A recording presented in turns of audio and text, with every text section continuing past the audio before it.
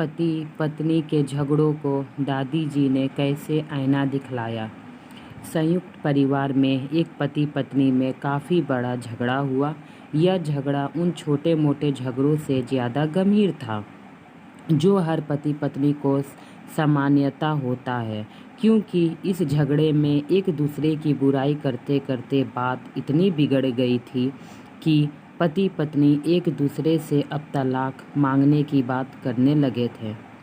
संयुक्त परिवार के बारे में सभी लोग बहुत परेशान हो गए और सब किसी तरह इन दोनों को समझाकर इस झगड़े का अंत करना चाहते थे।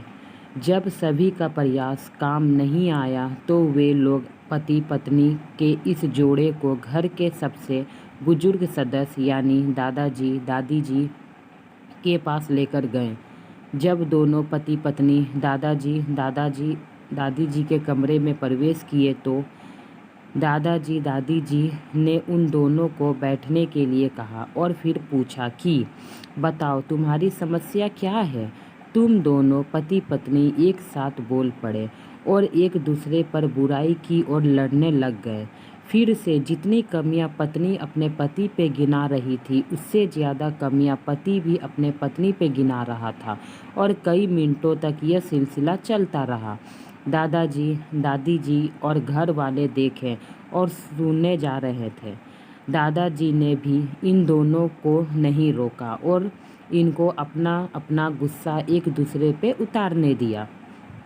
आखिर में जब दोनों एक दूसरे की बुराइयां करके थक गए और शांत हो गए तब दादाजी ने उन दोनों से कहा, अब तुम दोनों एक दूसरे की कुछ अच्छाइयाँ बताओ। जब अच्छाई बताने की समय आया तब दोनों ही पति और पत्नी एकदम से चुप हो गए। शायद गुस्से में उन्हें कुछ याद नहीं आ रहा था, फिर गुस्से की वजह से ही वह एक दूसरे की अच्छाइयाँ बताना नहीं चाहते थे। दादाजी दादी जी ने यह बात भी महसूस कर ली।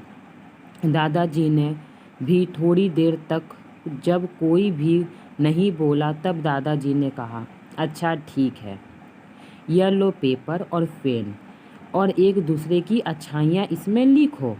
पति पत्नी ने ही पेपर और पेन लिया और एक दूसरे से काफ़ी दूर जाकर बैठ गए। थोड़ी देर तक पति ने कुछ लिखा नहीं, पत्नी ने भी नहीं। फिर पति ने पेपर में कुछ लिखना शुरू किया। उसे देखकर पत्नी ने भी पेपर में लिखना शुरू कर दिया। ऐसा लग रहा था जैसे दोनों एक दूसरे को देखकर ही कुछ भी करेंगे। काफ़ी समय तक दोनों ने पेपर में लिखा और जब पेपर लिखावट से भर गया तब दोनों ने ही अपना अपना पेपर दादाजी दादी जी के पास उन्होंने देने के लिए गए।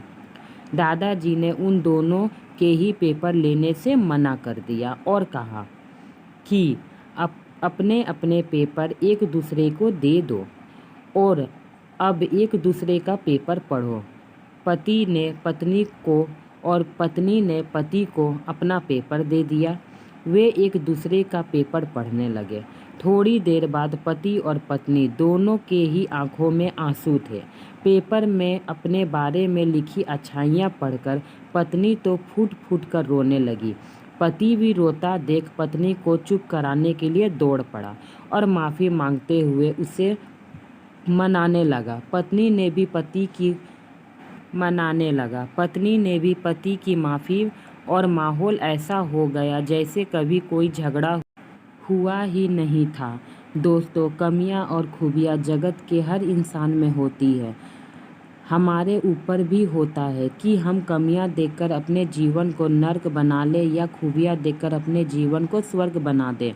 लोग सोचते हैं मैं संपूर्ण हूँ, मुझ में कोई कमी नहीं है, पर ये गलत है। भगवान धरती पर इंसान सबको बनाकर भेजे हैं, पर हर इंसान में कुछ ना कुछ कमी होती है, चाहे वह कमी ज़्यादा हो या कम हो।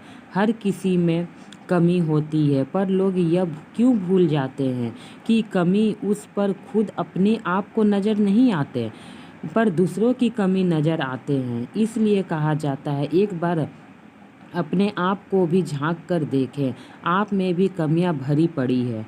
बस दिक्कत यही है कि अपनी कमी किसी को दिखाई नहीं देती, दूसरों की कमी बहुत ज़्यादा दिखाई देती है।